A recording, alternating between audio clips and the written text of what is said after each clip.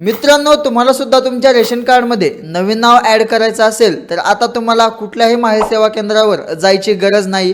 तुम्ही तुमच्या घरी बसून तुमचा मोबाईलचा वापर करून घरी बसल्या नवीन नाव ॲड करू शकता। मित्रांनो, बऱ्याच लोकांना कुटुंबातील लहान मुलांचे नवीन लग्न झालेल्या महिलेचे नाव ॲड करायचं, पण या अगोदर खूप अडचणी येत होत्या। पण आता तुम्ही तुमच्या घरी बसून मोबाईलचा वापर करून एक नवीन नाव ॲड करू शकता। ते कसे ॲड करायचे ती पूर्ण माहिती या व्हिडिओमध्ये दिलेली आहे, ते व्हिडिओ शेवटपर्यंत बघा। चॅनलवरती नवीन असेल तर चॅनलला सबस्क्राइब आणि लाईक करायला विसरू नका। मित्रांनो, सर्वात अगोदर तुम्हाला मोबाईलच्या प्ले स्टोअर वरती जायचं आहे। प्ले स्टोअर वरती आल्यानंतर मेरा राशन 2.0 हे ॲप डाउनलोड करायचं आहे। डाउनलोड केल्याच्या नंतर तुम्हाला जो तुमचे जे कुटुंब प्रमुख आहेत त्यांचा आधार नंबर टाकायचा आहे। आधार नंबर टाकल्याच्या नंतर त्यांच्या मोबाईल नंबरवरती एक OTP येईल। OTP आल्यानंतर तो OTP टाकून तिथं लॉग इन करून घ्यायचा आहे। लॉग इन केल्यानंतर तुम्हाला इथे